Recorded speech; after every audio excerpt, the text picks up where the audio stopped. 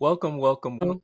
So here we are, Olivia, to our first podcast, I know, e- episode one. episode one of Generational Curse Words.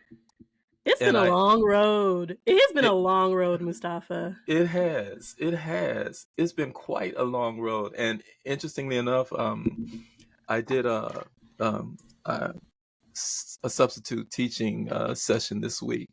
And Mhm. one of the things that whenever I substitute teach, the topic was actually history. Interestingly enough, it was Afrofuturism was the Okay. course in a high school, the senior Where? class. Ooh, that's Yes, cool. yes, Right? yes, Okay. yes. But it's an innovative high school, and one of the things that the students were asking me, when we were talking about various things that are dealing with the world today, they said you should do a podcast. I said stand by, stand by, and it's interesting because people have been saying that for maybe Mhm. over the years, and so finally it's here. It's here when it's supposed to be, and it's even I think in my mind, in terms of how I visioned it, a whole lot different. But I think it's going to be better Mhm. than I even imagined. But here we are with generational curse words, and I know people are going to want to know, what is that? What is that Mhm. all about, and what does that Like, mean? who are we? Why are we Yeah, here? yeah, yeah, How yeah, did we come up with this? yeah, yeah. Um, I mean, I feel like, especially in the Black space, right? Hmm. All forms of art, all forms of expression solve or answer a question, right? Or solve a problem. Right. I think a good way to start us off with the Generational Curse Words podcast is asking if this podcast were a solution, what would we be solving? What would we be solving? What would we Yes. be addressing? Like, what would we be if we Yeah. were a solution? Well, from our uh, experience, which folks will get to know about what that is about, Hmm. we would say it's a positive, asset-based approach uh, to all of the problems, all of the questions, all of the queries, and everything that we are pondering and Hmm. dealing with today. Um, I would think. We're always looking for solutions to everything, and people, I think, listen to podcasts and go online, other social media, because they want answers.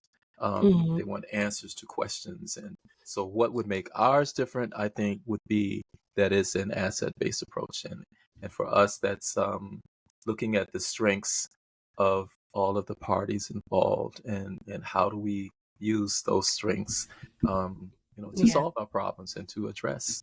Yeah. Um, yeah, yeah, Because we're going to talk about a lot of things, right? And we're going yeah, to talk about some heavy topics yeah, throughout the many, many, many episodes that we're going to do of this podcast. And yeah. so, um, and it's so funny. I'm trying not to call out names, right? Uh-huh, But uh-huh. there was a popular conference that was in town a couple of weeks ago, Hmm. and it was geared towards helping Black institutions. Hmm. And I am not a conference person. And so that's why I love the asset based approach to our work, because with conferences, we just talk about the problem, the problem, the problem, the Yeah, problem, and yeah. then the exceptions. And the exceptions just happen to be on the panel, right?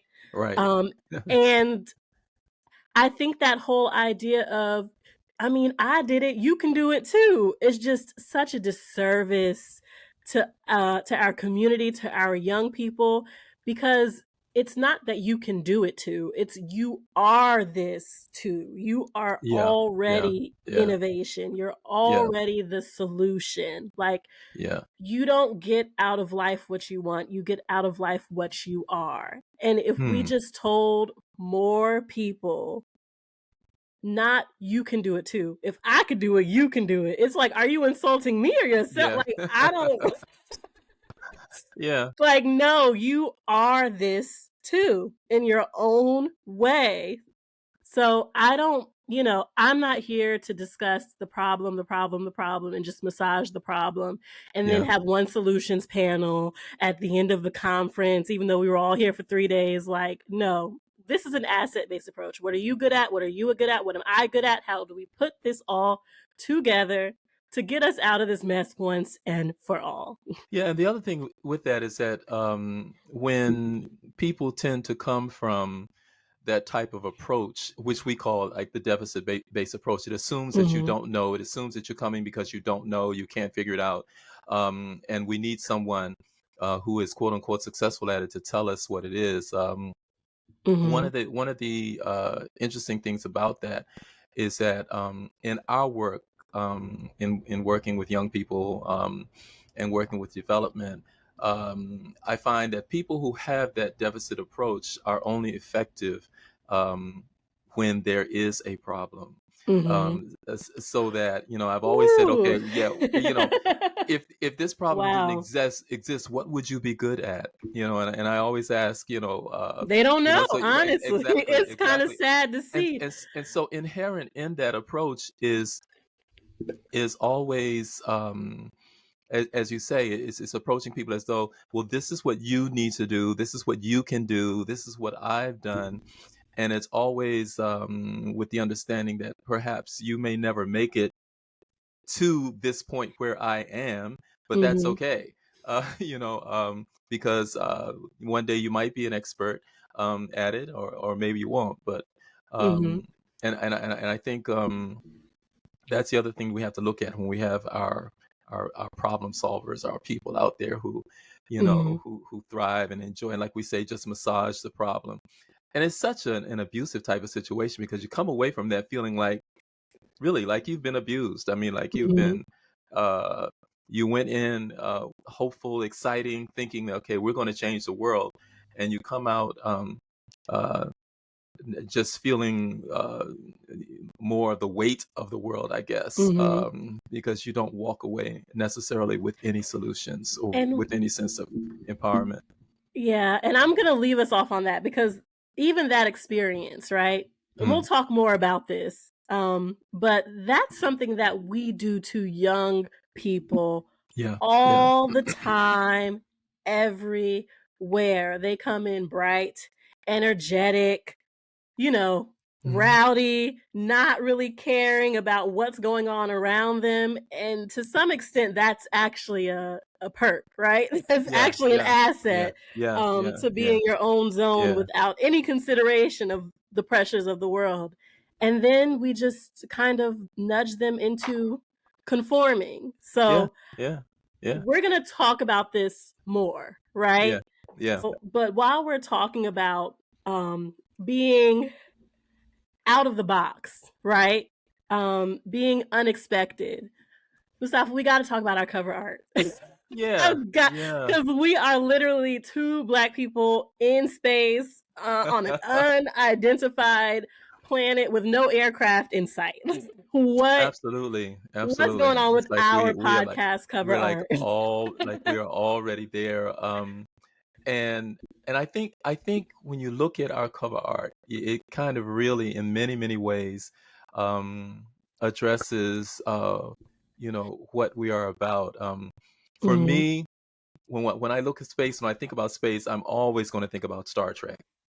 I'm always going to think about my connection with Star Trek. And throughout the past, 20, maybe going on 30 years now of working with young people and working with adults who work with young people, and I've always talked about Star Trek, and I've kind of used Star Trek as a model of sorts. I always say a Star Trek kind of world.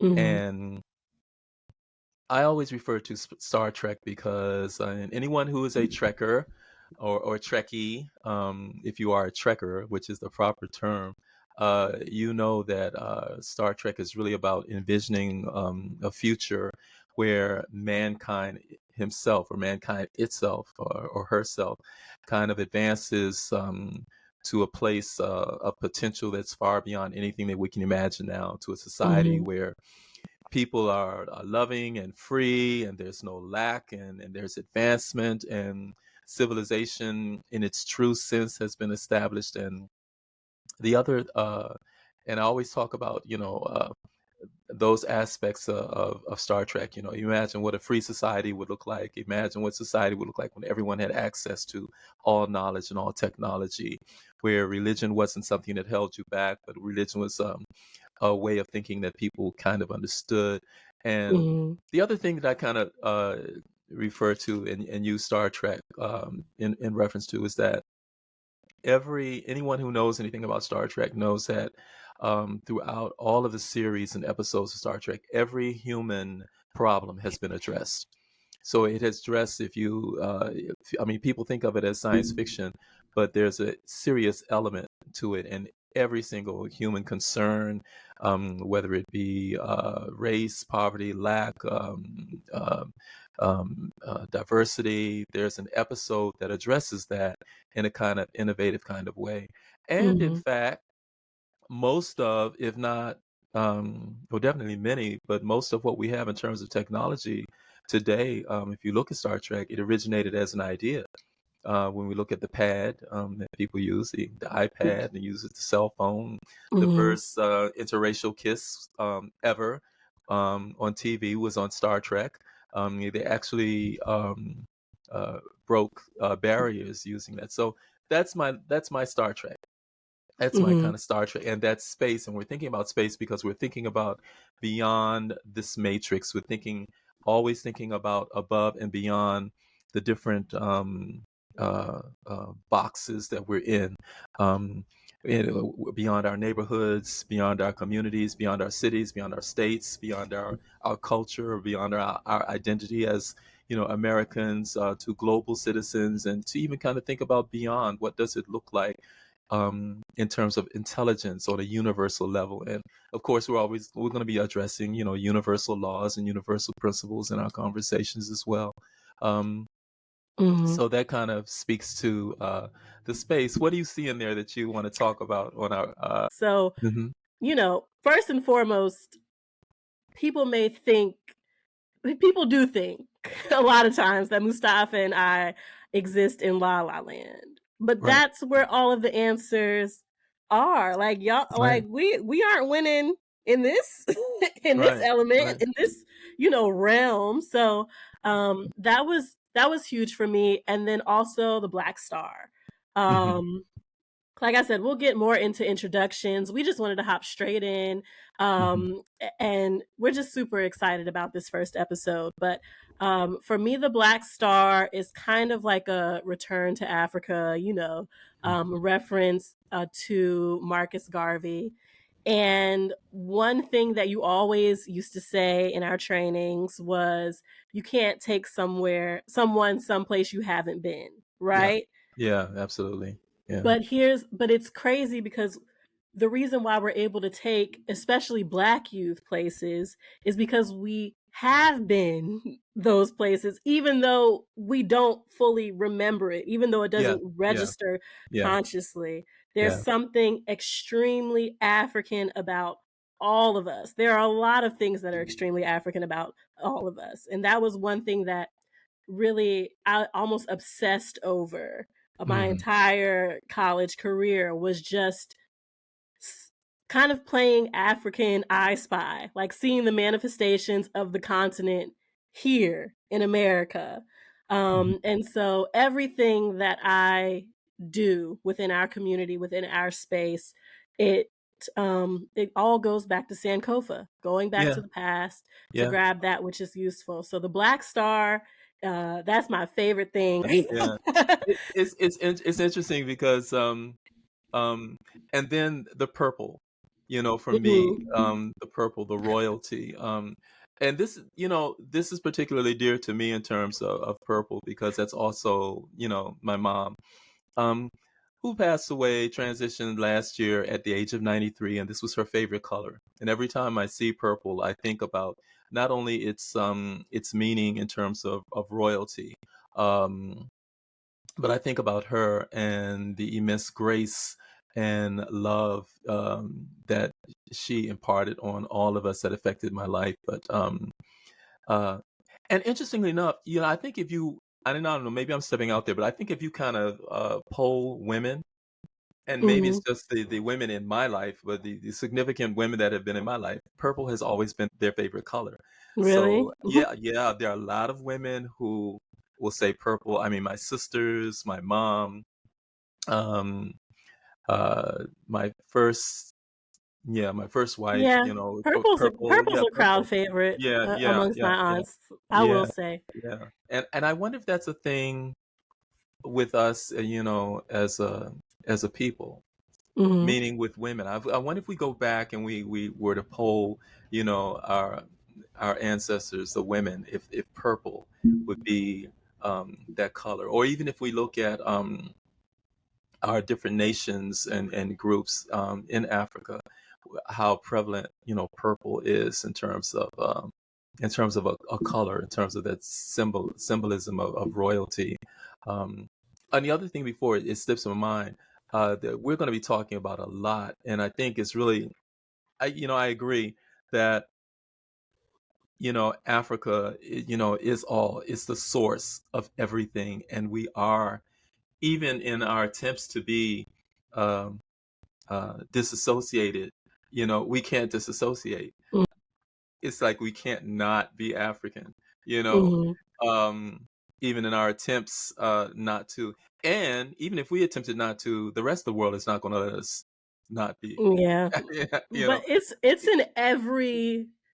in every stitch of our being, like, yeah, even our yeah. traditions, how we worship, Hmm. how we celebrate with our families, how we mourn our Hmm. burials, like, Hmm. Hmm. there are certain traditions that we've been doing since the beginning of time. Um, and it all goes back to the continent. I mean, Hmm. I could spend hours and hours and hours just associating, Yeah, the yeah, 2. yeah, yeah, Yeah. and it goes back, and you know what I like about Sankofa, you go back and fetch it. It goes back, Olivia, but it also goes forward in Mhm. everything that we do. Because I'm just thinking right now, what things coming to my mind is how young brothers out in the street may pour libation, you know, Mhm. and so and in their minds, they're not thinking necessarily that this is African tradition, but the tradition in and of itself, the essence of Africa in and of itself, projects itself forward into us and into what we Mhm. do, and um, even in what we do now. You know, Mhm. it's not, it's in our DNA. You know, Africa Yeah. projects itself forward.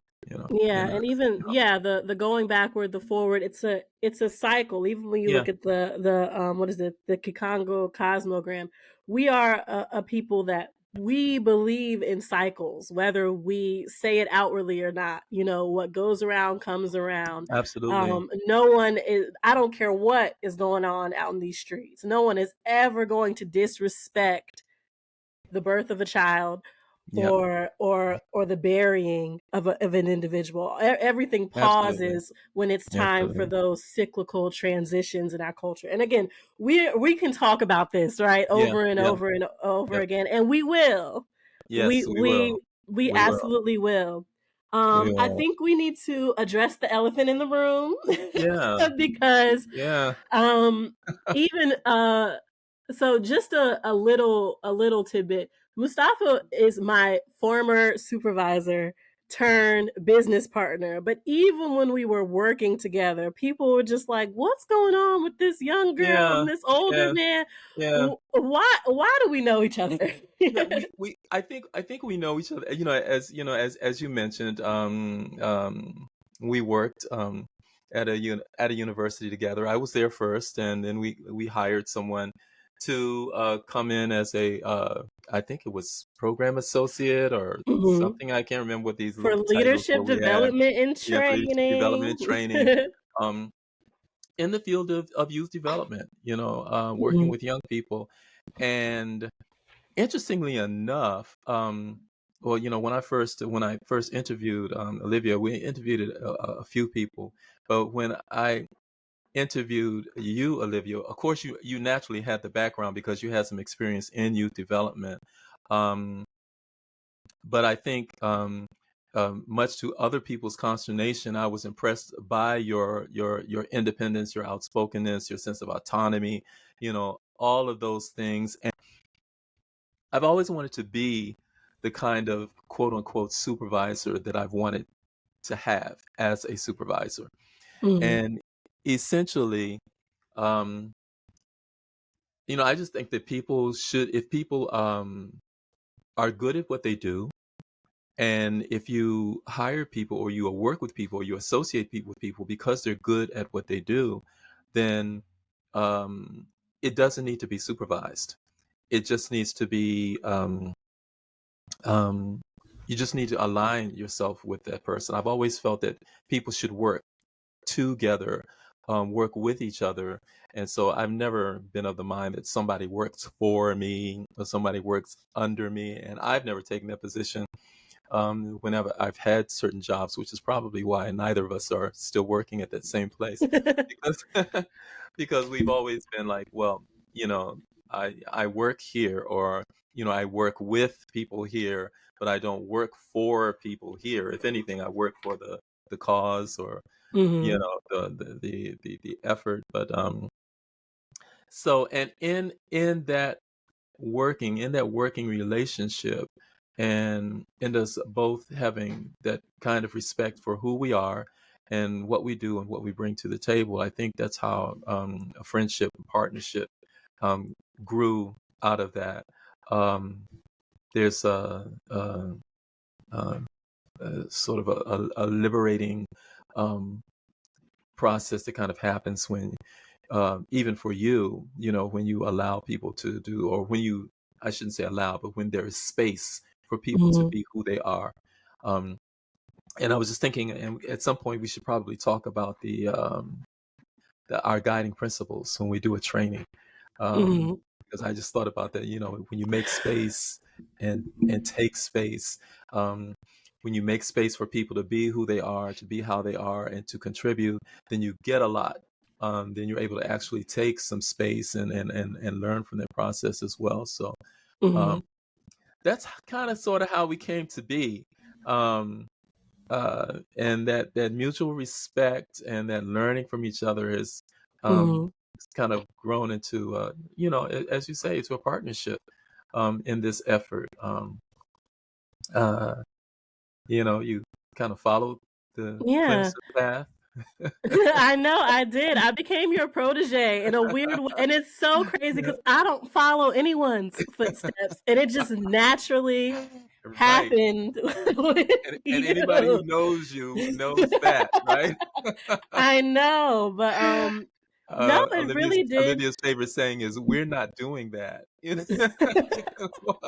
Oh my We're not gosh. doing that. Yeah, it was, yeah, working together was fun. Mm, Working together was fun. I'm usually a not usually, 95% of the time, I am able to contain certain thoughts, facial expressions, for the sake of peace in the workplace and just pushing the work forward, right? right, right. At the end of the day, I'm committed to the work. Whatever passion I had in mind when I applied to Mhm, any job or start any cause, such as this mhm. podcast, um, that's going to be my goal throughout. Everything else that happens is not my business. Right, Has right. nothing to do with me. And if anything, it's a lesson learned. But Yeah, honestly, yeah. And that followed in your footsteps, got my degree in youth development leadership. Shout out to Clemson University. hey, hey. And here we are. Yeah, yeah. Um, and it's interesting because even the environment itself, I call it one of those ironic or paradoxical kind of environments where your department or your purpose is supposed to be one thing, but then Mhm, the way you operate and the way you work with your employees or people who are supposed to carry out the mission is really diametrically opposed to what it is that you say that you are about. Um, but we were able to, like you say, to kind of push the work forward just by focusing on the work, um, and almost to the point where our work and our our trainings and everything that we did in the eyes of the folks that we were serving in the community kind of set us apart from uh, the organization itself. And that's a good thing because it told us that we were doing what it is that we were supposed to do. Mhm. We were serving the community, and the community understood that. And unfortunately, again, for the community where in different ways when they looked at the organization and their history with the organization may not have always been positive, but to be able to say, okay, but we know that when we come to Mustafaa and Olivia, we're going to get what we need. We're going to get the service that we need. We're going to be able to move forward. And, they could find that they could continue to support the work that we were Mhm. doing in youth development, even if they couldn't, connect to other points of the university Mhm. as well. So yeah, so Yeah, I would say yeah, that we were, not only in terms of philosophy, but just in terms of maneuvering yeah, bureaucracy. yeah, We were the loophole finders, and I yeah, think yeah, with a huge, institution that seems to be running on its own, you just hmm, assume that everyone is content, that yeah, everyone has accepted the way that things are, and then here you are, just by nature, a loophole finder, right? yeah, How can yeah, we shake this thing, get it to do what we need it to do so that we can yeah, get the best outcome? And it was kind of crazy because the same people that were once just accepting things were now like, let's go see what Olivia Mustafa can yeah, find yeah, for us. And yeah, in a way, we kind of created a defiance. I look back at at that experience fondly, and I'm really happy that it yielded a good friend and a business partner. Um, absolutely. we're just getting started. This is like the I third know, avenue that we have I embarked on know. in the spirit of the work, right? We've been chameleons for a while now. Mhm, We use mhm, whatever tool works if it means that we are getting, I guess, empowering and freeing content yeah, and knowledge to our people, yeah, yeah, to improve adult child interactions. And so yeah, I think we need to talk a little bit more about AYD before we yeah, head into introductions because we just started yeah, talking and yeah. people And don't I fully know who we yeah, are. people like who are these people and what are they talking about and why should I spend any time But you um still here you if know you're listening to this, yeah, so yeah, thank if you. you're still here. And so yeah, and so we're going to kind of get to the crux of that.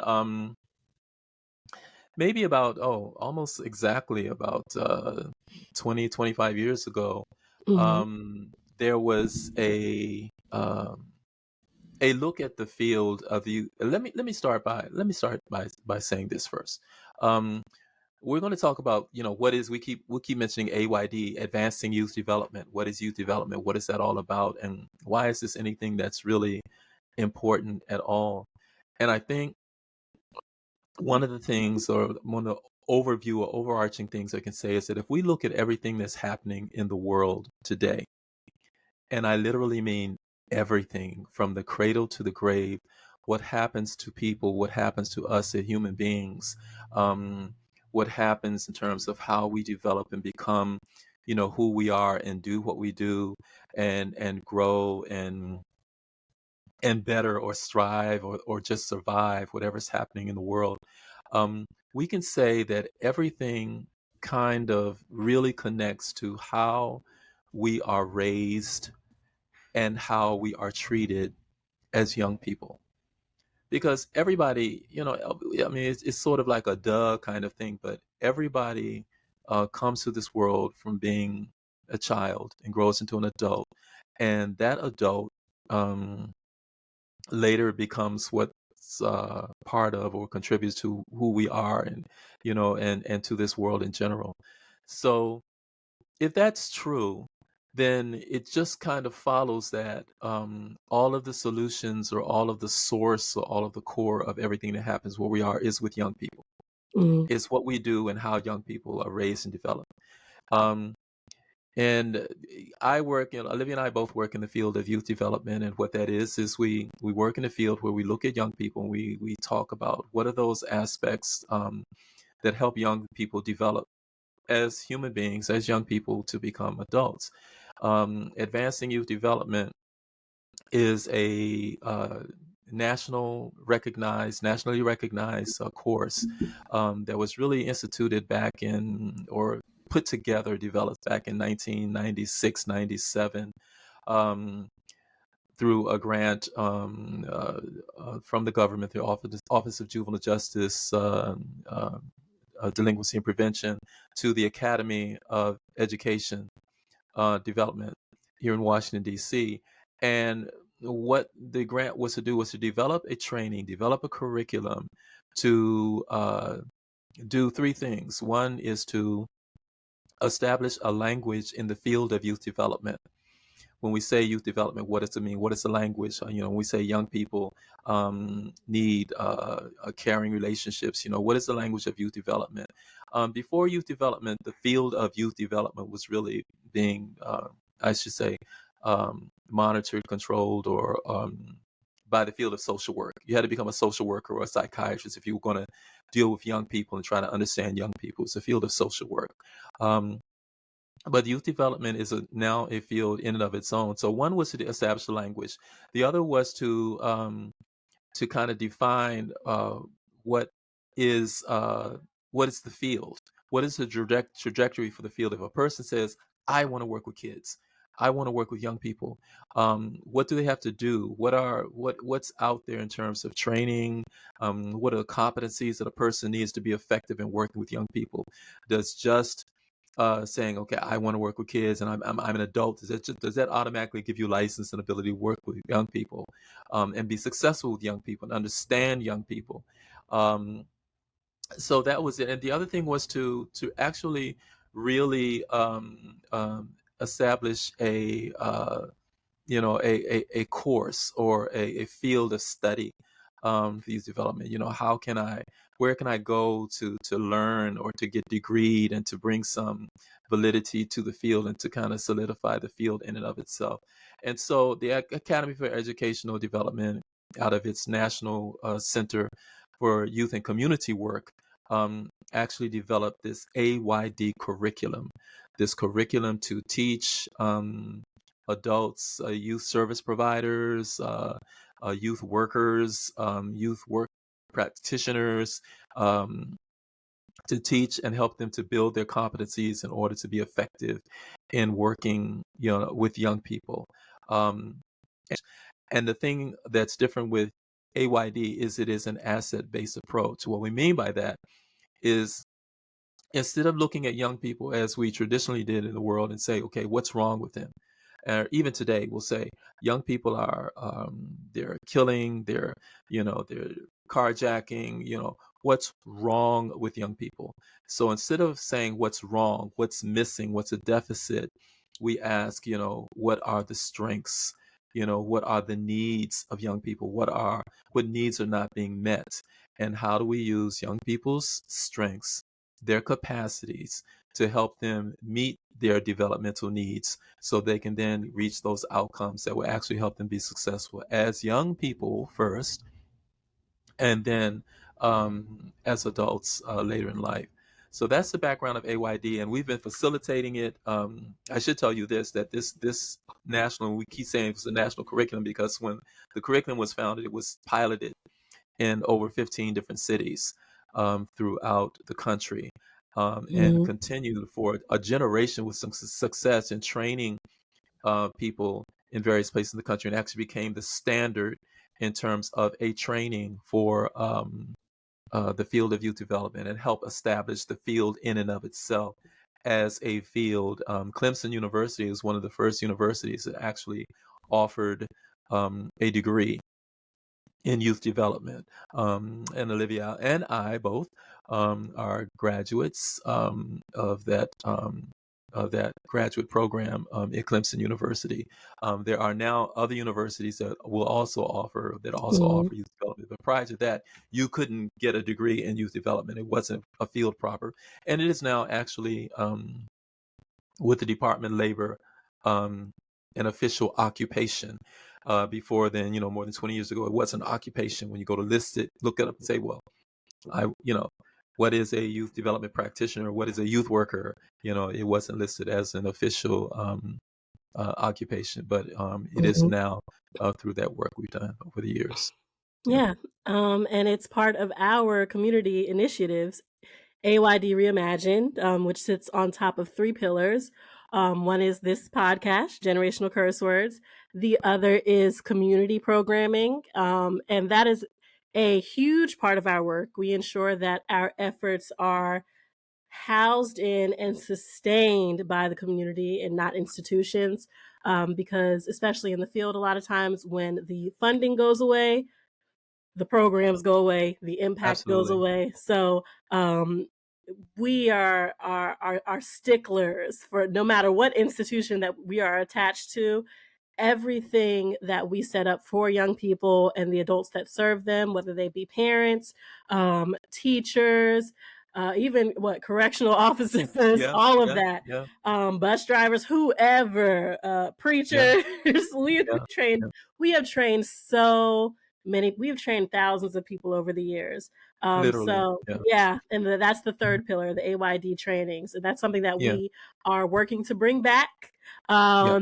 and that we will soon advertise on this podcast when the time is right, Yeah. because we just want everyone, especially those that look like us, that think like us, that serve our children, to have the knowledge necessary to not only view young people differently, but view the world differently, so that we can Mhm. come up with some innovative solutions outside of the box and not vested in Yeah. institutions.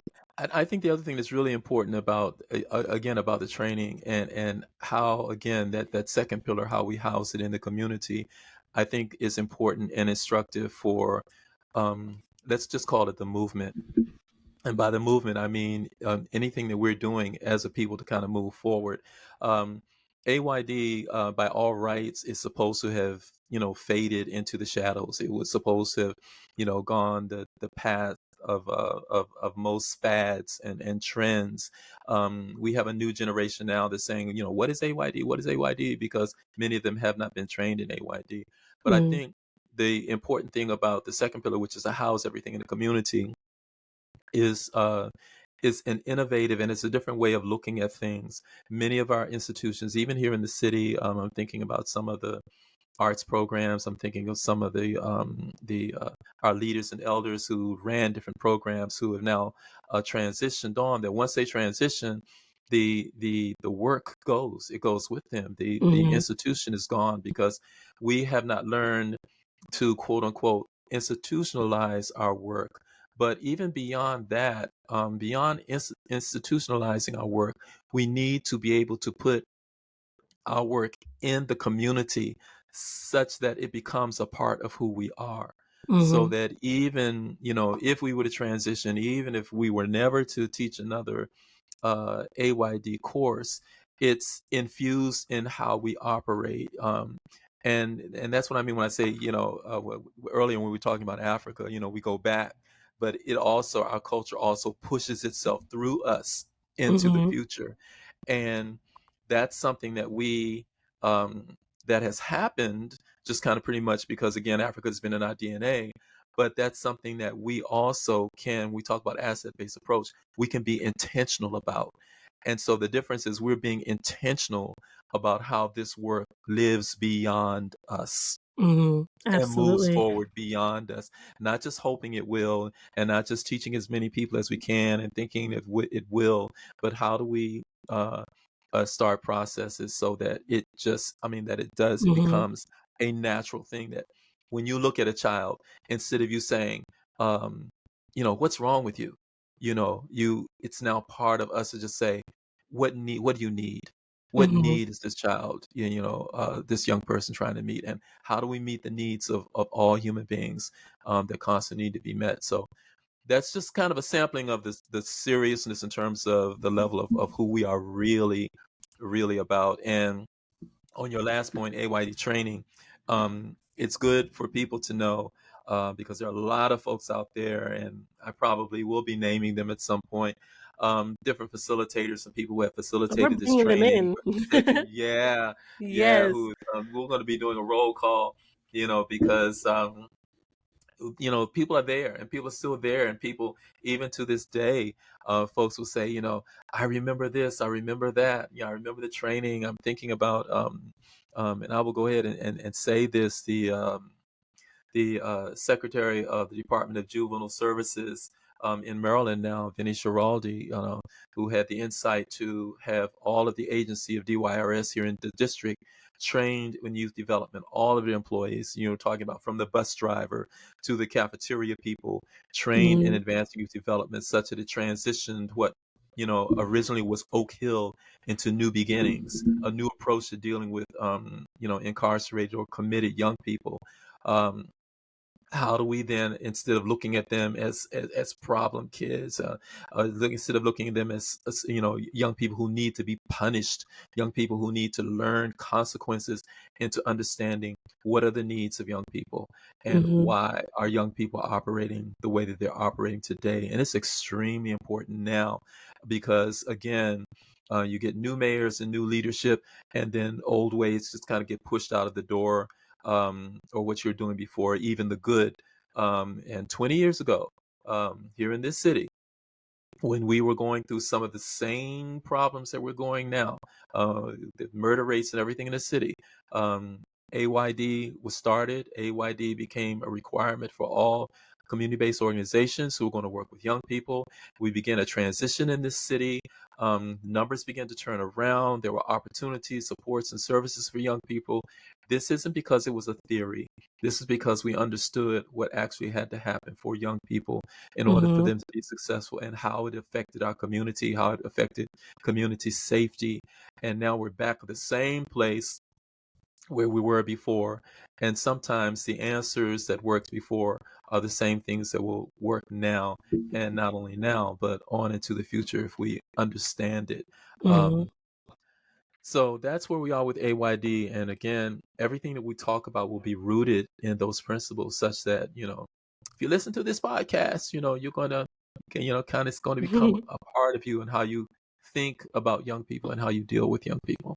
Absolutely, absolutely, and the entire time that you were talking, and I've never thought about it this way, but, Mhm. um, I guess at the core, um, of everything that we do, whether it be, us doing an AYD training, us partnering with a federal department or DC agency, or us just doing a summer program with young Mhm. people, um, what makes youth development a success is just trusting young people. People. Mhm. Forget Absolutely. what you heard, what could go wrong, what Mhm. you've seen, Mhm.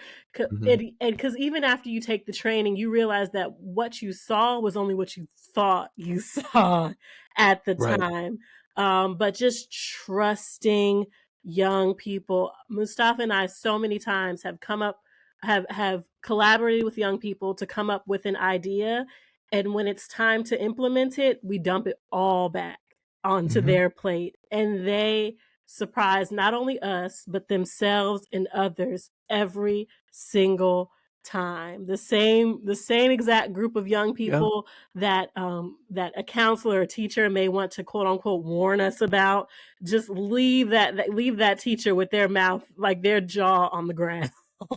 Yeah. So Yeah. we really do, we trust young people wholeheartedly, because we know that even when we are seeing a behavior that one would deem as negative, putting that in air Mhm. quotes, um, most of the time that's a reaction to a deficiency either in the adults around them, or their environment or their world and society. Yeah. So, Yeah. Yeah. Yeah. um, Yeah.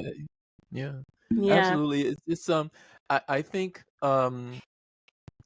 if I were to kind of to sum it up in terms of a way of thinking, and or in terms of something that's shifting, and again, this may seem like a duh station, as does statement, as you say, trusting young people. Um, I say understanding that young people are human beings. Mhm. And people say, "Yeah, well, of course they're human beings. They're human beings. We know that they're human beings." Yeah, but when I say they're human beings, I'm saying that they are fully endowed human beings from the moment that they are born. Um, and but we don't think of it that way. We think of young people as deficient until they get to a certain age.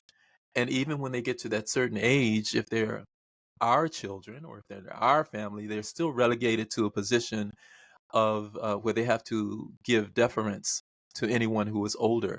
So to understand that, that they are fully endowed human beings in terms of with intelligence and compassion and concern and caring and a willingness and desire to participate and to be fully participating, in all things them and all things pertaining to them, Mhm. and leadership and all of that. And when you do that, then it's kind of a different way of looking at young people, because we're not looking at them with an expectation, a prescribed expectation that we have for them, or what we think they should be doing, or what we think they should be thinking. But we then become surprised, because then out of the mouth of babes, comes this wisdom, comes this knowledge that um, heretofore we just figured, oh, they have little thoughts, they have little feelings, they have little concerns, when in Mhm. actuality, the intensity and the level of their thoughts and concerns are on par with, and I dare say, even greater than those of adults who have relegated our ability to think and create, um, and be, full human beings to what society has said we should be relegated to. Um, you know, being contributing citizens, or being people who follow directions and who follow rules and who follow things without any opportunity to continue to Mhm. create and imagine our own destinies. Yeah, So yeah, that that absolutely. What'd you that say? that's it. I say, and so that's AYD, and everything's going to be rooted. Everything's going to be rooted in that, and we do hope that um, when people come, that there will be something shifting that happens in their thinking, um, uh, or something validating that happens in their thinking, that they always thought was true and was real, and there was just no place or no one else who thought the same way. We're going to explore a lot. We're going to explore a lot. I, I, We have a yeah, lot to yeah, get into as these episodes go. yeah, We have so many thoughts, and that's why we did a podcast. We have had yeah, so many conversations just meeting to talk business. yeah, And after about maybe, I don't know, the 30th time that we're like, did we record that? We should record that. Why don't we yeah. just, here we are, right? Right. After years of having those moments. So we are 50-ish minutes in, Uh-huh. and we have not done introductions. Oh, yeah, yeah. I think listeners can kind of sense a little bit about us and a little bit about who we are, or even what we stand for, but Mhm. we need to do introductions. Yeah, Uh, I believe that no one can define themselves, right? You can't right, be a self-proclaimed anything if no one else right. agrees, right? Exactly. So I think we're going to freestyle not even think. We're going to freestyle these introductions. Yeah. Mustafa, I want you to introduce me, and Okay. then I will introduce you. And I Okay. think people will not only know a little bit more about who we really are in terms of our behaviors and what we project out into the world, but also a little bit more about our dynamic, who we are to each other. Yeah, Because I mean, honestly, you're my friend for real. yeah, yeah, So yeah. yeah. Let me see. How can I start with Olivia? Um, let me start with the thing that's most impressive to me about working with Olivia and what I know of her. Um, her expertise, and I should say, instead of expertise, let me say insight. Insight is a better word. Her insight, um, that she has as a result of her studies in African American studies, at Howard University. Her insight into us, as a people. Her insight into the intricacies of what it means to be, an African American male, the African American male dynamic. Um, African American women as well, but to have a kind of unique, insight into why we as men do the things that we do, our history, who we are, and just putting all of that into a perspective, into a meaningful and operational perspective. Um, her background, is it South Carolina or North Carolina that we're from? Okay. Oh, there you go. Yeah. This is do not mix the two. Oh my goodness. And Which everyone two? does Don't it. mix with two. Don't mix South Carolina I and know. I am And a North Carolina and here girl. and here's the thing. And here's the thing. Before I asked that question, I knew, and it just kind of popped out of my mind. Where's it? North Carolina, South Mhm. Carolina? You know, It because happens Clemson's in all the South Carolina. time. It You know, happens all the and I time. would do that to Clemson. I would put Clemson in North Carolina, and I should know better than Mm. that, right? No shade to Um, South Carolina. I love South Carolina. I love the South. I love the South. I love um, being from the South. But your girl's you know, from North Carolina, um, Aggie land, all that. yeah, yeah. And what else can I say? She's an artist. She's a musician, and she plays, a few instruments as well. And I don't know if we'll ever get to do a jam session together. Well, I'll get to hear some music or I hear her play, know. but um, she is a, world traveler. I think that's important, because, Olivia has a perspective in terms of, that moves even beyond just, who we are here.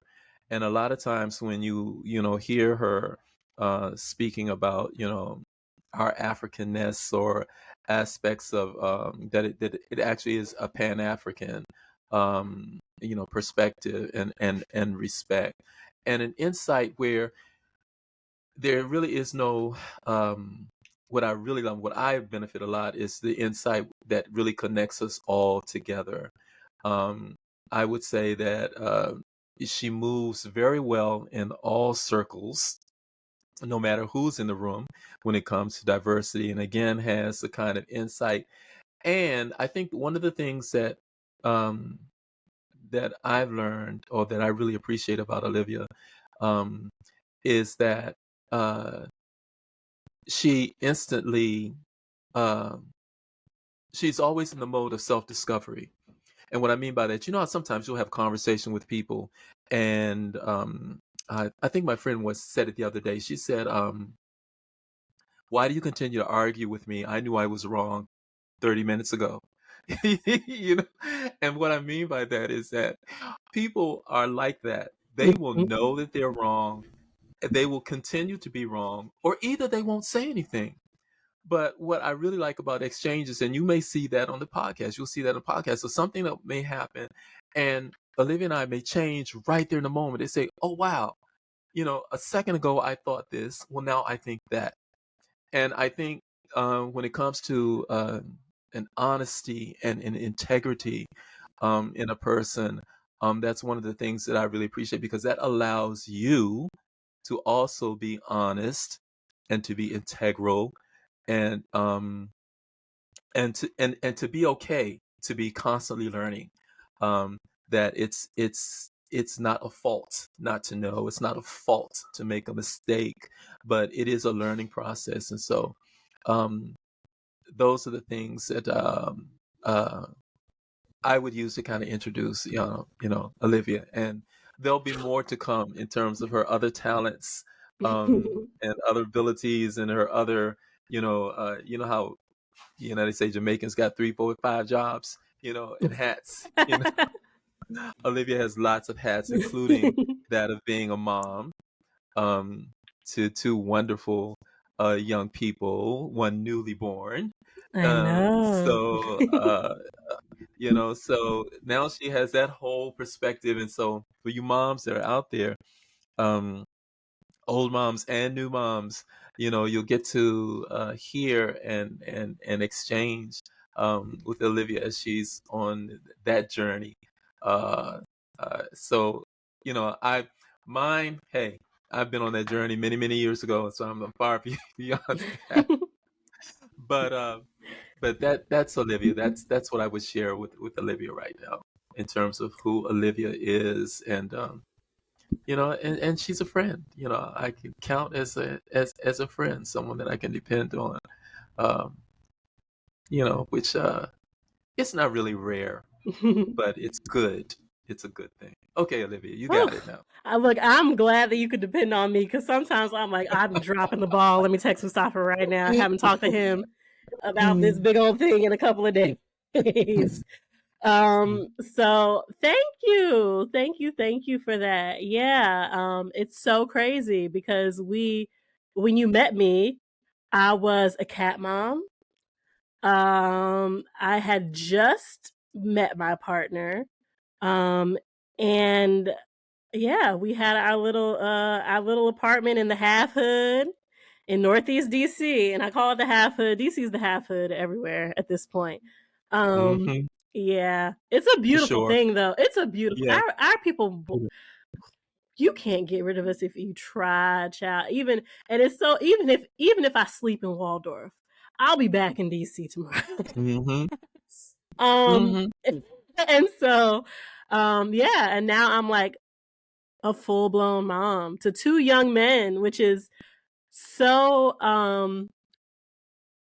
I don't know, it makes you feel chosen, especially since a huge part of my background in Africana studies was black masculinity, and just trying to understand black men because um, up until then, y'all really stressed me out.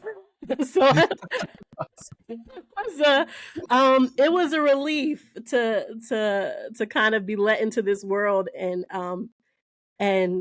for me to figure out that I wasn't seeing what I thought I was seeing and that things Mm, were mm, you know it's always good mm, when you assume the worst and then something proves you wrong and it's actually mm, the best, mm. even though it is covert. But Yes. y'all will continue to dig and heal as we black women do so as well.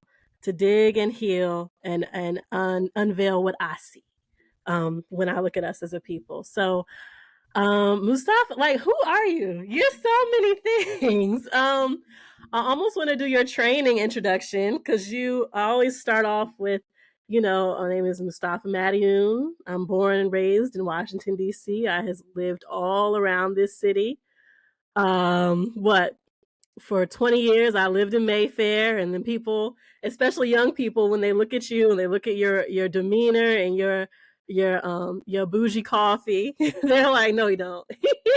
He ain't living no Mayfair for 20 years.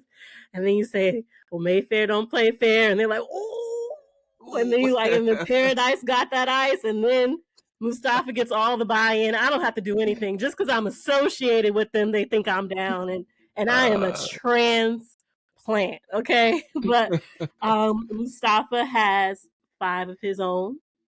I mm, now have 2 of my own, mm, and your children don't know what it feels like to feel pain from their father. You have never hit, cursed, yelled, swore, called them out of their names, and they are all successful, all happy, well adjusted adults with quote unquote regular jobs, all college educated.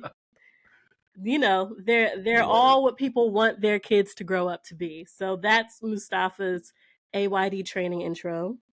Mhm, That's how Mustafa defines himself, and it's true. A lot of people mm, don't define themselves well, but that's 100% true. Um, I would honestly, Mustafa just is you're like a master substitute. And not Mm. just a substitute teacher, because we know that you have that background, right? Mhm. Of Mhm. subbing and teaching at different points in time. We actually both taught at Ellington for what, maybe 6 months, and didn't even know. Yeah. My classroom was right. It was when they were back, when they were at Yeah. that little rinky dink elementary school for a little Yep, while yep, before they got their yep, beautiful castle. People yep. are still mad about it. I don't understand, but um, yeah, I went in, went to my classroom. That was it. Taught my classes, Yeah. left. Um, but all that to say, Mustafa's a master substitute. If there is something that no one else can do, that no one else can figure out, Mustafa will come in and he will figure it out. And it's not because he will necessarily work harder. Me and Mustafa are both not hard workers. We Right, work smart, not hard. We not right. stressing out. Enough stressed Black people on this planet. Don't need two more. Uh, we are not hard workers. We work smart. But Mustafa will just come in and make a difference just by being. And that's why I always say, like, you don't get out of life what you want. You get out of life what you are, right? Mm, And mm, so simply by Mustafa just being in the room, and some people who aren't ready to be free yet may label him as a devil's advocate. mhm. I don't know if devil's advocate that works in others' favor. You come in, and just by being there, things get swayed in the right direction. Things may have gone a certain way before. Now that Mustafa's in the room, everyone is thinking different. Everyone is thinking outside of the box. Everyone is what you would say suspending their disbelief. Everything that they came into that room thinking, as it relates to the goal that we're trying to accomplish, now they're thinking differently. Now they're thinking about what is possible. Now everyone has embarked on this asset based approach. So, yeah, Mustafa, he'll come in and he'll fill any void simply because he's willing to think in an avenue that others are either avoiding or haven't yet unlocked yet. I appreciate that. Yeah, I so appreciate I will say that I know for me, I lost my dad 2 years ago. Mm, 2 years mhm. ago. And it's so crazy. And this is where you get a little hint of me, because I am a very, very spiritual person. I ask for guidance from my ancestors. I ask for little signs, little dreams, sleep paralysis, things like that don't freak me out. It's just another day in the South, child. So um I would say that Mustafa, you have been absolutely promoted to a substitute Earthside dad for me. Oh. I don't think I've ever told you this story, and I think I've only told a few people. Mhm. But I know I was talking to you, and I won't go into details, but while my dad was in a coma, I was going through, like, everything just felt like it was falling apart for me. Um, I'm glad it did though. Like, life got lit Mhm. after that, I'm not gonna lie. But I was talking to you, and Black people, when someone's in a coma, you just praying and believing they're gonna come back to life, everything is gonna be Right. fine. And I was in that mode, he's gonna be fine, he's gonna come back, everything's people go to comas all the time, everything's gonna be fine. And Mm. at the time I talked to you on the phone, I needed some advice, I needed some guidance, and I also needed you to tell me some things that I wasn't ready to hear. Mm. I needed you to tell me some things that my dad couldn't tell me at the time. Mhm. Um, and I got off the phone with you, and I didn't hear it, but I heard it, if that makes any Mm. sense. But I Mm. heard something, and I don't know. I think sometimes ancestors or people just drop thoughts in your head, and you're like, "Wait, Yeah. I didn't think that." Like, someone Right. said it, But Right. as soon as I hung up the phone with you, I heard you're in good hands now. When I Mm. tell you, I felt chills everywhere. I had my black Mm. cat next to me, and cat animals be scared. Right. I'm like, get away from me! Yep. Like, I'm already scared. Go eat somewhere. But I heard it in every being. You're in good hands now. And at the time, I was praying, believing, praying, believing, praying, believing. And I was like, that Mm, wasn't my dad. Because if my dad was yeah. able to do that, that means Right. he ain't here no more. So that wasn't him. Right. But I wasn't Right. even thinking. I'm telling you, I wasn't even thinking. I was in such a daze. But right after I got off the phone, my suitcase was laying on the ground, and I packed a black dress. Like I Oh just wow. knew. Oh And I wow. even forgot about that moment because we went down to North Carolina. He had passed. We're doing the funeral arrangements. My sisters had been there for a while, and so they started to order dresses. I started to order a black dress. I forgot I packed a black dress. But Wow. I had that moment, and I heard it was clear. It was like, you're in good hands now.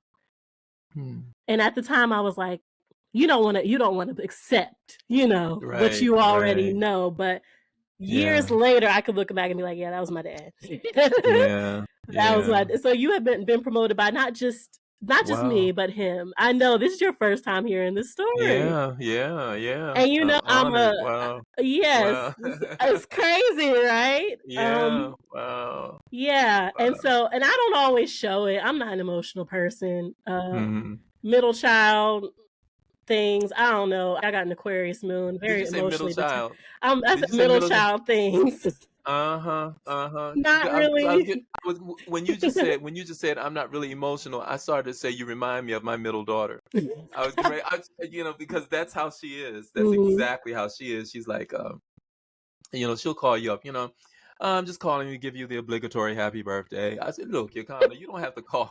You don't have to call. You don't have to do that. Oh, really? Yeah. Oh, okay, okay, great. All right. Oh my she's the kind gosh. of person. Yeah, yeah. She's like, she's very she's very who she is. She's very open, and she she's not programmed in any sense. Mhm. Oh, I'm supposed to do this. I'm supposed to do that. I'm not. And and if it's a thing that she's doing that's part of the programming, she will name it. You know, I'm calling for the obligatory this. So I'm calling to do this. Just so you can just so you can say that I did it. Kind of thing. Mhm. But yeah, but thank you, Olivia. Of course. I didn't know. I I was like, I didn't don't think know. I told him this story. And I was like, I Yeah. know if I tell him on the podcast, he's not gonna cry, so Imma just tell him the story on the podcast. Because there's some people you just can't say Ah, stuff like I that. You don't you know. don't you don't fuck Yeah. up the whole shit. Like they gotta Yeah. go Yeah. reset and come back Yeah. And tomorrow. I can be that kind of person. As I was so when I did the conference out in Maryland, we had 300 people in the conference for DJS this year. Mhm. Um, and someone who was on the dais had said something, and I said, "Be careful." I said, "I come from a crying family." And a crying family is a family who, like, when say if mom is leading the prayer, then she starts crying as she's praying, and then everybody else starts crying. Mhm. Then then we all of a sudden we're in that kind of mode. But I've accepted that that's the side of me that how when things really move me on a spiritual level, they can actually move. I mean, Mhm. I really know what it's like to listen to a song or a performer, and a performer. I think I was in New York, and Porgy and Bess, and this sister was singing this song, and she hit this note, Olivia, and this tear just came out of my eye. I said, "Oh my God, this really does happen to people." Mhm. A person can sing, or you can hear something, and it can be on just another level. It's more than just something that sounds, but they hit you in your spirit, and you just, and it's just something that I think that people don't experience that there's just Mhm. something that you're missing if you just if you've never had that experience where something has just basically moved you. So there's happy tears, there's sad tears, and there's also just spiritual, Mhm. kind of things that happen. And you're right. When you told me that, it's like, "Ooh, I got a chill," you really did get a chill. So the ancestors are here. They're here, and they speak to us, and they talk to us, and they guide us. They never leave Mhm. us. You know, Absolutely. never. Just I think maybe like 2 months ago, I bought an anklet with my dad's initial. My dad's Mhm. name was Dr. Julius Lee Hart. Mhm. And I got an anklet with a J on it, and I was like, so that my Mhm. dad can guide my steps. When Mhm. I tell you stuff Mhm. got real ghetto after that, I was Mhm. like, I don't Mhm. like this at all. I be careful what you What you wish. asked for, yep, I'm like, yeah, things are revealed yeah, to me, and like things, I'm just not. I wasn't ready. Wasn't ready. yeah, yeah, isn't it? It's Wasn't ready. wild. It's wild. I know. And it's wild because, and that's the other thing. I'm gonna tell you, this is the other thing that I appreciate about you. With some people, you have to move from this world to the spiritual world and then back. You know what I mean? You have to move. There are not many people that you can be in all places at the same time. And you don't need, in conversation or with a person, you don't need to preface it. They understand that you are talking about something spiritual, or they're Mm, talking about something that's worldly, or you're talking about something that's American, or something that's in the matrix, or you're talking about something that's conspiracy theory, or but you can move in those spaces and you don't have to leave who you are. You know what I'm saying? mm-hmm. You don't have to define, or you don't have to, well, heads up, we're now moving into something else, or Yeah. we don't have to, you don't have to do a disclaimer.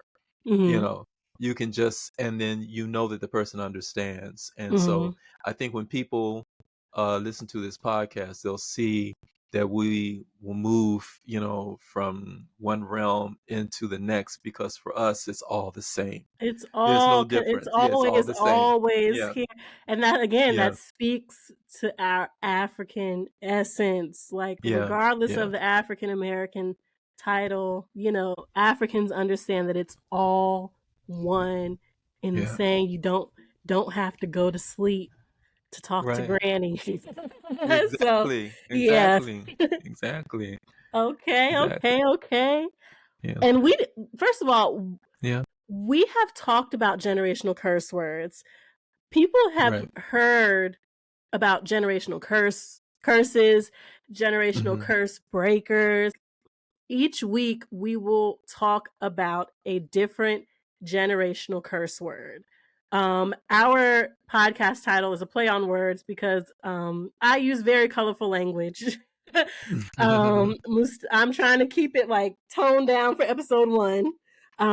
Mustafa uses colorful language here and there when it's necessary for teaching Yep. purposes, right? Yep. For Let's call it theatric that. purposes, that's the theater background, right? Yeah. Yeah. um, but the intention of this podcast is to talk about different things that have plagued our community for generations, and those individual things are what we refer to as curse words. Um, Right. and so each week we will talk about a different curse word. So we aren't going to talk about ass and damn and shit and all of that. Right. Because those actually, well, outside of damn, those aren't curse words. Right. That's Right. profanity. Mustafa actually Profanity. taught me that. But yeah, so each week we'll discuss a different curse word, whether it be I don't know, whether it be what's something that's plagued our community for generations. Patriarchy, or Mhm. payday Mhm. loans, Payday loans. Yeah. or what is it? Or, Whoopings or spankings and yes, whoopings, spankings, record labels, cash advance. mhm. Mhm. But Yeah. this this week, our curse word for this last, what, maybe 10 minutes of the podcast, Mhm. is curse word. Yeah. Curse word is the curse word. Yeah. Ooh, this is so much is coming to my mind right now. Yeah. So much is coming to my Yeah. mind right now because, if the issue is a curse word, right? And we've already talked about what a curse word is in this space. A curse word is a Mhm. thing that has been plaguing the Black community for generations or way too long, um, Mhm. so to speak. And so for us, the answer to alleviating or eliminating any curse word is youth development. Mhm. Um, Mhm. and we're gonna have to draw a line between those two, so that we can really talk about a little bit more about what youth development is, its implications for not only our work, but our approach to the world. Because Yeah. Yeah. at the end of the day, every human being is capable of being programmed, right? And we know Absolutely. this. We know this because we'll say things like it takes 21 days to create a habit. Yep. That's part of the conditioning. That's part of the programming. And so whether we want to alleviate, you know, payday loans, patriarchy, divorce, or whatever, it starts with youth development. And the idea is that Mhm. we may not be here to see the fruits of our labor, but what we do while we're here, it does alleviate those curse words. Yeah. Yeah. Absolutely. Absolutely. I was thinking about, um, in the session I had of, what was it I was talking about, how showing young people how to, navigate relationships with the adults in your lives such that the teachers in particular will not let you fail. And part of the steps of the process of that is, at the end of your greeting your teacher every day, just to tell them, have a nice day, have a nice day. And I say, when you do that, you are actually, blessing a person. And they say, what do you mean? I say, "Well, blessing." I say, well, we normally think of blessing a person as something of some God or some universal or some spiritual energy coming upon a person and making something miraculously happen. I was saying to the class, I said, you all know how to curse people, right? They said, yeah. I said, yeah. I said, you know how to curse. You know how to curse somebody out and really make them feel bad. We know how to curse a person. We know we have the power of cursing. And they said, yeah. I said, well, the same way you have the power of cursing, you have the power of blessing a person. And it has the same kind of effect, but just in another direction. I said, when you curse someone, you literally, you're damning a person. You're giving an energy, with your intent to stymie or to stain or to injure or to kill something in that person in such a way that they can never overcome it.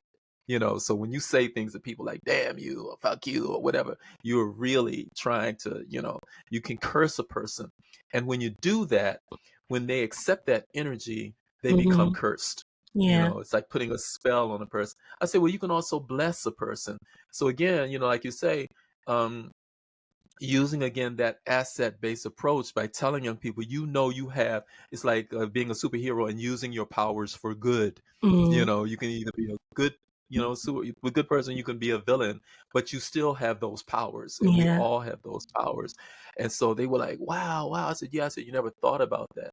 I said, but you can Mhm. actually bless a person, and when you bless those people in your lives, those adults in your lives, that blessing has to come back. You obligate them to take care of you. You Mhm. obligate them to look after you. You obligate them to love you. And Mhm. so, I mean, that's just like a quick kind of thing that just happened like Yeah. last week. And that's It so shows you. fitting. That is so Mhm. fitting for this conversation.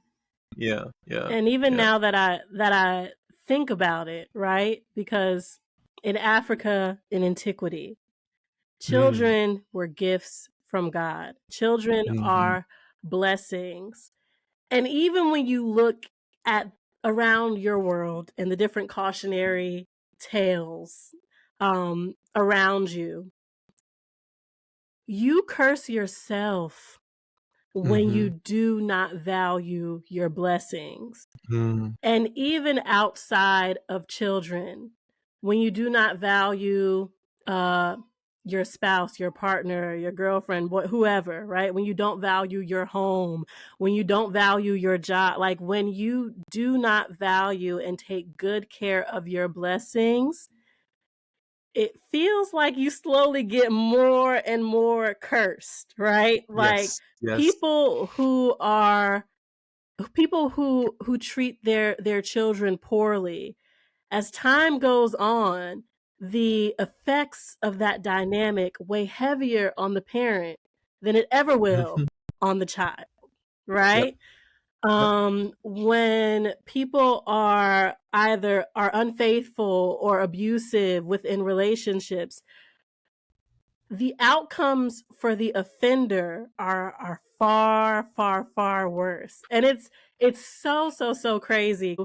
Um, I used to when we were studying black masculinity, naturally the biggest complaint that we have as women is the infidelity. That is our the Right. biggest Yep. that is Number the one. biggest complaint, right? And even when you look at it, even when I look at different stories in our in my family or even just in our community, it's like this weird dynamic. It's a curse. Let me explain this. Mhm. And it's so crazy. I hope that this is mind-boggling.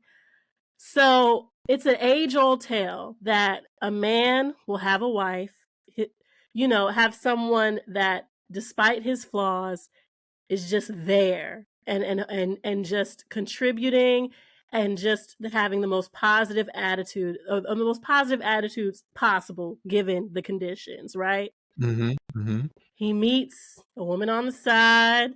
She's young, she's exciting, she's fun, she's yearning for him. She makes him feel so appreciated. She makes him feel like a win, right? Mhm. Mhm. He then leaves his wife for the side chick. Mhm. Here's the curse.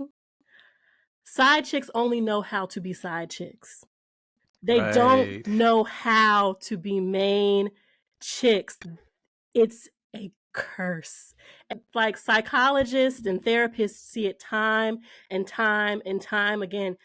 Your side chick, she only knows how to wait for you to call. She only knows Mm. how to only make herself available on the weekend. She only knows how to divvy out a small amount of her time. She's trained at that. She's trained at that. So Mhm. when you try to elevate her, she doesn't know how to do this Ah. 24/7 because her makeup is Right. literally that of a side chick. At some point, she may change. Mhm. At some point she may change and choose that she wants to be different and get a different type of man or a different outcome. Or she Mhm. may just be completely okay with being the side chick. But what happens is the man trades the wife in for the side chick and then is upset that the side chick is only able to do but so much when at the end of the day Right. all she ever did was operate in that small avenue. Right. you Right. just you Right. just thought that she was making the most of the small space that you were giving her. You didn't know that that was the only space that she could Space. Right. operate in. That's what I'm saying, a curse. That's what I'm saying, a curse. So when you Yeah. don't take care of your blessings, Right. you slowly Right. curse yourself. And that's just a thought, because the same thing happens with Right. young people.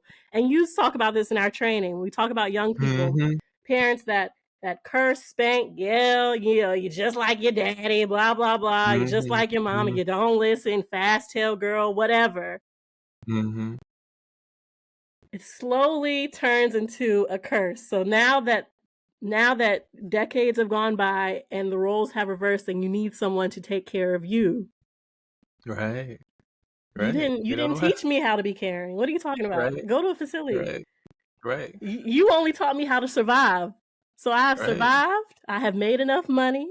You can go to that facility and you will see me and these grandkids that you have now changed for, because we all know that grandkids get Yeah. better treatment than the actual children. You'll Right. see us, Right. I don't know, twice a Yeah. month.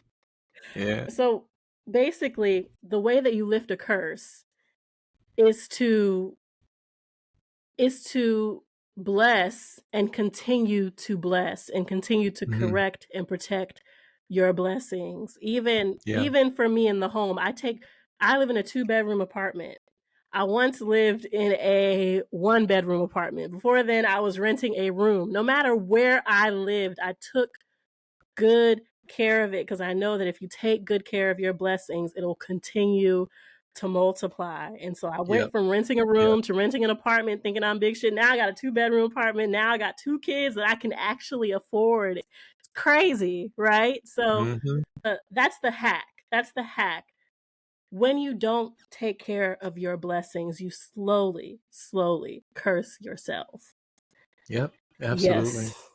Absolutely. Yeah, I'm have to marinate on I that. know. I'm Yeah. like, we got Musaf, we gotta keep Yeah. talking now. But I'm just saying Absolutely. there are curses everywhere that we just kind of Yeah. sweep under the rug. Yeah. Yeah. And we don't realize that not only do we contribute to it, but if we were to take Yeah. accountability for it, the outcome would be different. And that's why youth development is the answer to Yeah. everything. Yeah. Yeah. Yeah. And that's why the important aspect of youth development is the language and Mhm. understanding the language, because I was just thinking about uh the word suffer, and the things that we suffer, like as you say, we we actually develop, and when we don't take care of the blessings, we actually suffer, you know. Mhm. Um and the definition of a word suffer actually meaning we allow, we permit. To Mhm. suffer means to allow or to permit. The power in that is that when we understand that, when we understand blessings, when we understand curse, and we understand that we suffer or we allow because of how we facilitate that curse, or how we facilitate or Mhm. don't facilitate that blessing. The power in it is that we know that we and only we can make the change. Only Mhm. we can make a difference. Absolutely. So we can't, because we're taught that people suffer in this world because of things beyond them, you know, because of situations that are created, things that they're put in. But even as you say, in every situation that we're in, and we know this from our ancestors, Mhm. from everything that they quote unquote suffered, they made the best of, everything that they were in, everything that they were cursed with, they made the best they did. I mean, they made pig taste good. I mean, every situation they were in, they made the best of it. And it was that taking care of the blessings of that time which truly got us to where we are today. Mhm. And if we don't understand that, then we continue not only to live the curses, but we actually revive the curses. Mhm. The things that we think that we got away from, the things that we should have gotten away from. Mhm. So And the yeah, blessings that are right underneath our right. noses, we don't even Yeah, harness. right. We don't we Yeah. don't we don't see, we don't see. And that really is the assignment. Mhm. Oftentimes we're trying to figure out, what is the assignment? What do we have to do? What we gonna do? What we gonna do? What do we need to do? Why you make us you sound know, like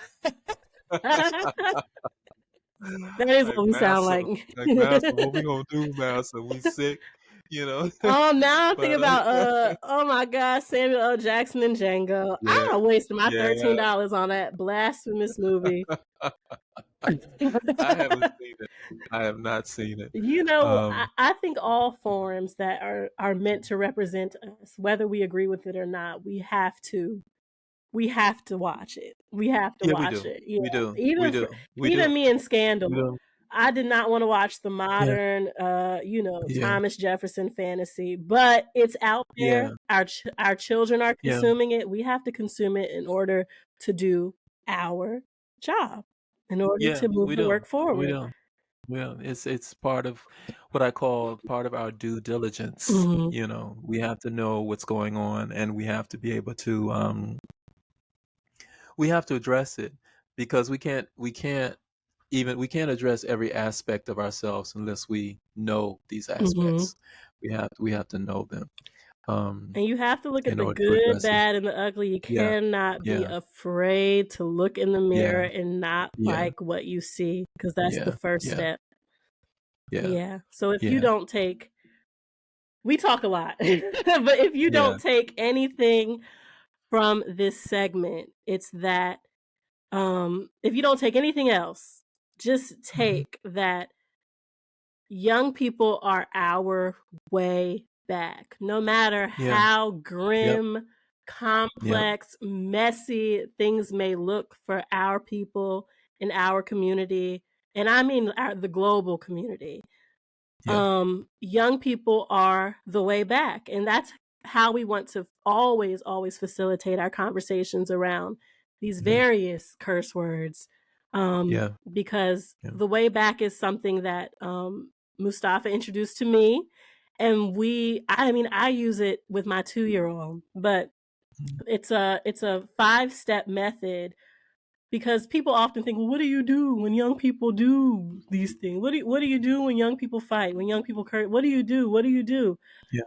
Well, young people are the way back, first and Yeah. foremost, and Yeah. we need to make sure that we facilitate a process for inner and inner knowing, for Mhm. redemption, for Mhm. learning lessons, and just Mhm. self-acceptance, so Mhm. that we are working from being a punitive society to one that rehabs, revamps, and innovates. Mhm. Yeah. And that is self-corrective. That Mhm, is always self-corrective, And so, the way back, one of the things that we, tell young people, we all the time, we say, well, you know, you know how to get in trouble. You know what things you can do that will always get in trouble. I said, but unfortunately, as adults, and it's again because of how we were raised, and we'll talk about that when we get into segments about adultism, etc. mhm, But we were never taught how, or was never facilitated, how do we find the way back? How do we get out of trouble? How do we get back? And so it's really just five simple things that we, tell young people. Say, whenever you get in a situation and you've done something that you shouldn't do, or something that you want to correct, need to correct, the first thing is to admit it. Admit what you did. Admit, instead of, no, I didn't do it, instead of denial, instead of lying, instead of trying to get out, admit, accept, yes, I did it. I did it. And the second thing is to apologize for it. And an apology is not just a my bad, but an apology acknowledges the effect of what you did on the person or the community, accepting that, having mhm, compassion for that, and understand, and in that apology, explaining, you know, why you did that and why you understand that you should not have done that. So if it's like, yeah, I called you out of your name, and I'm sorry, I shouldn't have called you out of your name because that's not who you are. And that's not who I am. And I understand that to do that was really offensive, and kind of set you mhm, back, and it damaged us. You apologize for the true apology. Then you fix it. If you broke it, repair it. If you stole it, give it back. Young people, teach them how to say, what do I need to do to fix this? I often think about reparations and the arguments we have back and forth with reparations. There are no compromises. When you go to someone, you say, what do I need to do to restore this, to fix this? We talk about restorative justice, and those kind of things. What do I need to do to bring the community back? What do I need to do? And be willing to do that. Do what is necessary to fix it. And then you commit. You commit never doing it again. You repent. And in the true sense of the word, repent means to change your thinking. Because if you change your thinking, the thinking that caused you to do that, then you don't have to worry about ever visiting that incident or that activity again. And then the last thing is to forgive and to forget, to mhm, never bring it up again, to not rehash it, to be able to do that. And what we find is that when young people have a way back, when they can do that, then they can go to their parents. They can say, I did this, and I'm sorry I did this, and this is how I'm going to repair this, or what do I need to do to fix this and make it right? And then, commit that you're not going to do that type of thing again, and then to forgive and forget. mhm, And that means that we, as a society, need to learn to forgive and forget. We should no longer participate in this activity in our community where, once a person has done something and they've repented, they've changed, and we continue to bring it up, or we hold it against them, or we mhm. never forgive this person, Yeah, or we, what is it, cancel culture? That we, canceling people, yeah. they can never have a way back. Um, so we will often refer to that because then also for us, in our own relationships, in our own lives, and Mhm. in our work, and as we move into places and spaces in our lives, to be able to have that as part of who we are, so that we can continue to elevate ourselves. Mhm. Because we get stuck in a loop. I just think about even conversations, and we talk about our ancestors, when we talk about Booker T. Washington. It's like we never understand or allow them their contribution. We always have critical opinion Yeah. about what they should have done, could have done, or didn't do. But even with them, we need to be able to Mhm. forgive and forget, and accept the goodness of them, so that we can then move forward. But that's the way back, and that's going to be infused in all of the conversation. And like Olivia said, like you said, Olivia, um, young people, they are the only way back. Yeah. They are the only we're looking Absolutely. for solutions and everything. There is no solution other than young people. Young people are not our future. They're our now. Yeah. They are right here and now. And we can't wait for them to become adults, because then they'll be like us. So this whole thing of, we're training them to take our place. No. All we can train them to do is to continue the madness, the I know. craziness. I was like, they don't want our place. You don't want your place either, Chad. But Right.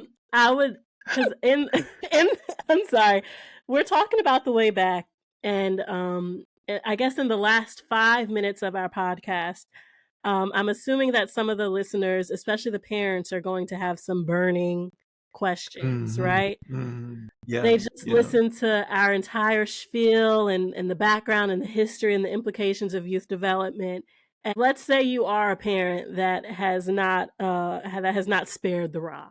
That Mhm, that has mhm, yelled, that has said, "I don't care, come home," like all of that, right? And you do it mhm. all because it's all from a place of love and from a place of habit.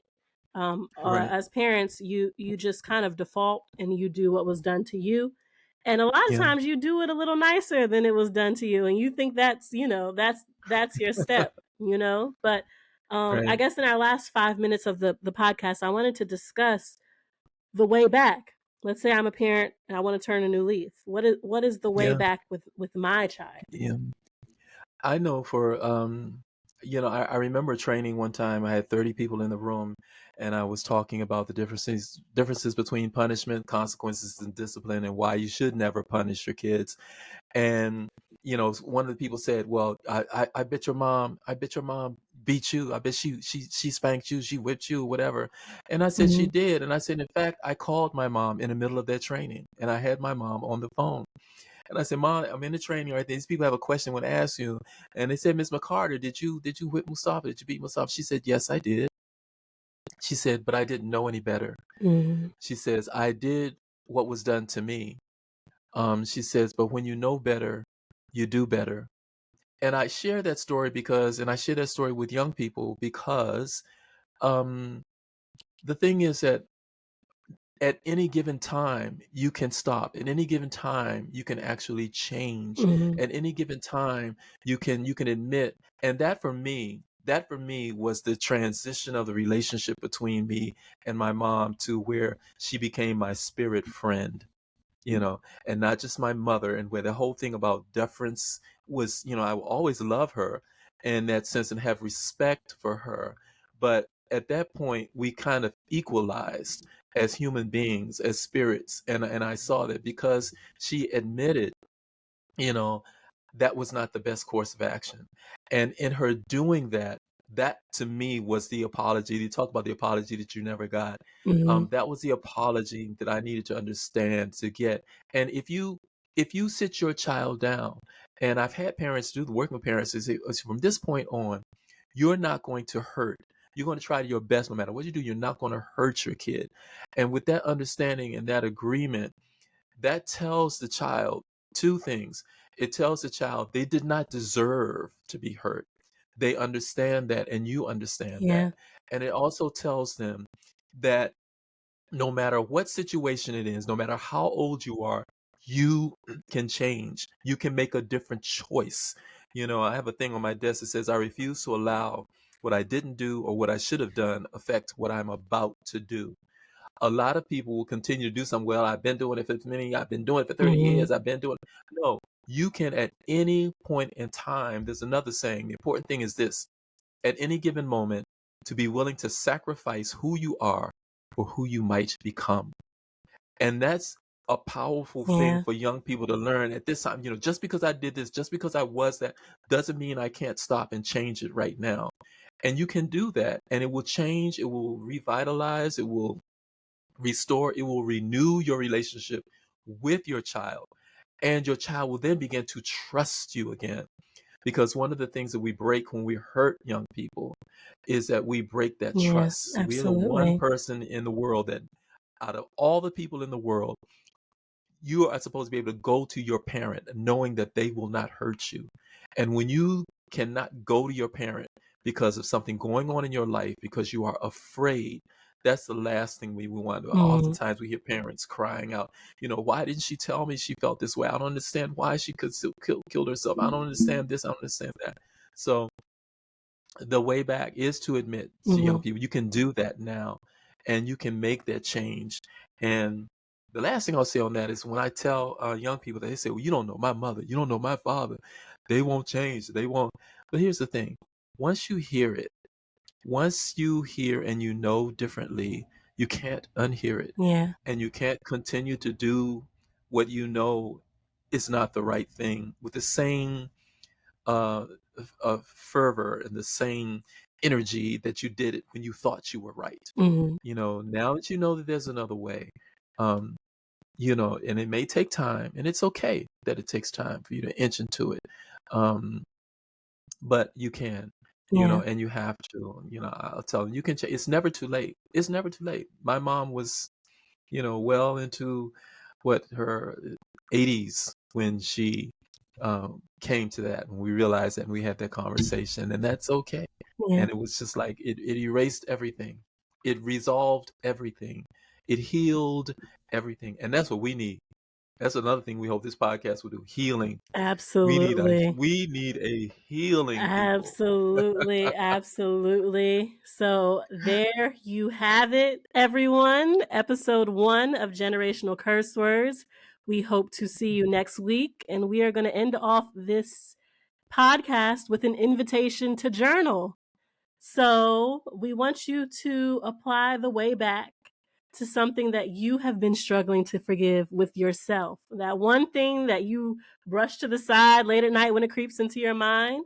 We want you to go through those steps. This is an invitation to journal. We want you to first and foremost admit it, apologize to yourself or any others, even if you're not ready. You can apologize in 3 weeks, but first apologize to yourself and Yeah, and do your best to fix it. Fix it. And then yeah, commit, repent, rethink about it, change your thinking, change your approach to things like that, and forgive and forget it for once and for all. Let yourself off the hook yeah. so Let that it you go. can clear your plate for more healing, more work, and getting this work done with the young people. But thank you so much for joining us for episode 1. We will see you next week. Olivia and Mustafaa signing out. Take care.